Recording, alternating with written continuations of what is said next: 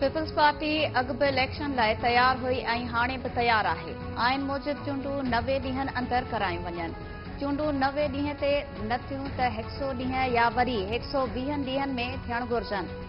Peoples Party chairman Bilawal Bhutto Zardari जूं मलीर ऐं civil lines में अॻवाननि ऐं कारकुननि खे ख़िताब।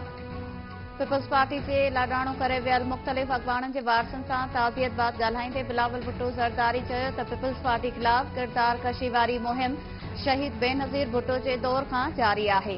असां हमेशह तनक़ीद जो जवाब पंहिंजी कारकर्दगी सां ॾिनो आहे। जेल में मौजूद सियासी कैदियुनि लाइ पैगाम आहे त घबराइणो नाहे। आसिफ अली ज़रदारी 11 साल जेल में रहियो। जिना हाउस ते हमिलो कंदड़नि खे सबक़ सेखारणु घुरिजे। आर्मी चीफ जे वापारियुनि सां मुलाक़ात का नई ॻाल्हि नाहे। जेको बि आर्मी चीफ ईंदो आहे उहो वापारियुनि सां मुलाक़ात कंदो आहे। जजिस ते एतराज़, अदलिया जी आज़ादी ते हमिलो आहे। Supreme court audio leaks commission case में अॻूणी हुकूमत पारां जजिस ते उथारियल एतराज़ रद्द करे छॾिया। जजिस ते उथारियल एतराज़ अदलिया जी आज़ादी ते हमिलो करार। अदालत ऑडियो लीक्स कमीशन बाबति केस जो महफ़ूज़ कयल फ़ैसिलो ॿुधाए छॾियो। फ़ैसिले में चयो वियो आहे त 3 जजिस ते उथारियल एतराज़नि जी कानून जी नज़र में का बि अहमियत नाहे। एतराज़नि वारी दरख़्वास्त सुठी नियत बदिरां हिक जज खे हिरासा करण लाइ दाख़िल कई वई। हुकूमत दरख़्वास्त जो मक़सद चीफ जस्टिस खे बेंच खां अलॻि करणु हो।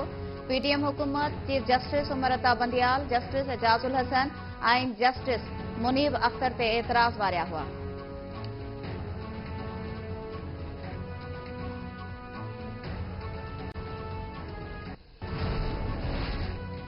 निगरान हुकूमत बिजली बिल्स में रिलीफ घुरंदड़ अवाम मथां हिकु वधीक बिजली बम केराए छॾियो।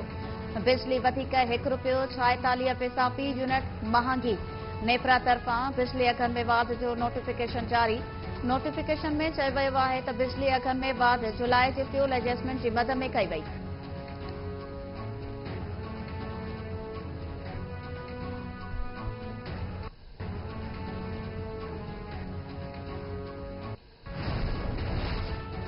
निगरान वज़ीर आज़म अनवारुल हक काकड़ जी सदारत हेठि स्पेशल इन्वेस्टमेंट फैसिलिटेशन काउंसिल जी एपिक्स कमेटी जो इजलास। Army chief general Asim Munir, वफ़ाक़ी वज़ीर ऐं चइनी सूबनि जा निगरान वॾा वज़ीर शरीक। फ़ौजी क़यादत कराची ऐं लाहौर में वापारी बिरादरी सां थियल मुलाक़ातुनि बाबति एपिक्स कमेटी खे आगाह कयो।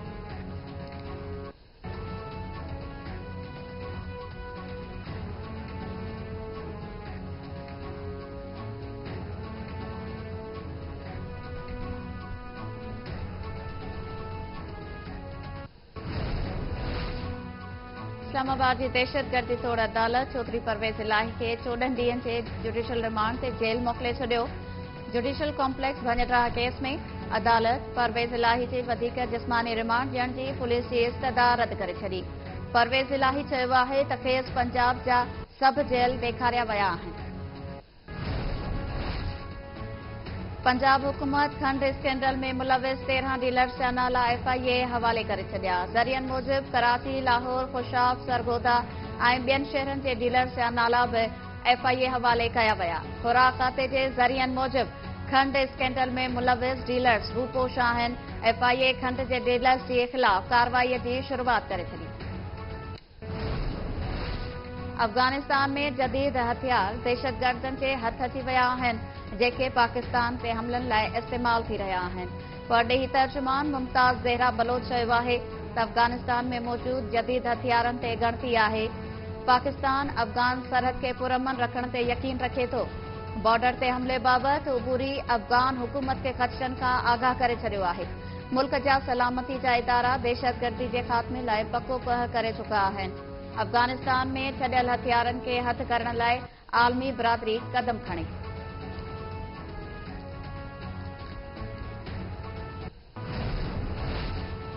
कराची मुल्क जो मुआशी हब हुजण बावजूद उनखे मुकम्मल तौर नज़र अंदाज़ कयो वियो आहे। कराची खां सवाइ मुल्क जे ॿियनि शहरनि में तरक़ी थी आहे। सिंध जे गवर्नर कामरान तिसूरी चयो आहे त निगरान वज़ीर आज़म खे चयो त कराची ते ध्यानु ॾियण जी ज़रूरत आहे। जेको हिते कमु करणु चाहे थो उनखे तंग न कयो वञे। वज़ीरनि खे वापारियुनि सां मुलाक़ात लाइ कराची अचणु घुरिजे।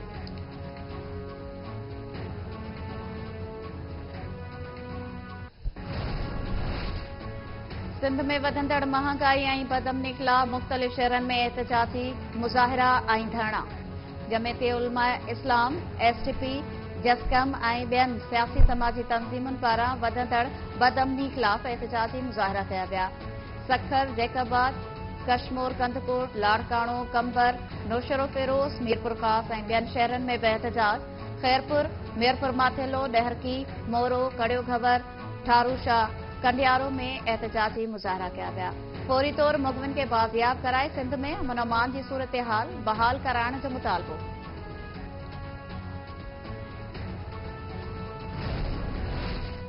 सीनियर सहाफ़ी शहीद जान मोहम्मद महर जा कातिल 26 ॾींहं गुज़रण बावजूद गिरफ़्तार न थिया। पुलिस शहीद जान मोहम्मद महर जा मुख्य कातिल गिरफ़्तार करण में नाकाम, रुगो 3 सहूलतकार गिरफ़्तार थियल। सखर में शहीद जान मोहम्मद महर जे कातिलनि जी गिरफ़्तारीअ लाइ जेयूआई पारां रैली कढी वई।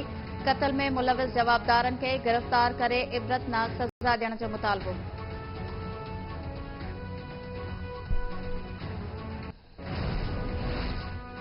खैरपुर पुलिस राणीपुर जे पीरानी हवेली में ज़्यादतीबाद क़त्ल कयल फातिमा पड़ो केस में गिरफ़्तार पीर असद शाह जो मोबाइल डी कोड करे न सघी। पुलिस मोबाइल जो कोड ॾिसण लाइ पीर असद शाह खे मिंथुनि में पूरी। पुलिस पीर असद शाह जो मोबाइल डी कोड करण लाइ लाॻापियल इदारनि सां राब्तो ई न कयो। हिना शाह ऐं पीर फयाज़ शाह बि गिरफ़्तार न थिया।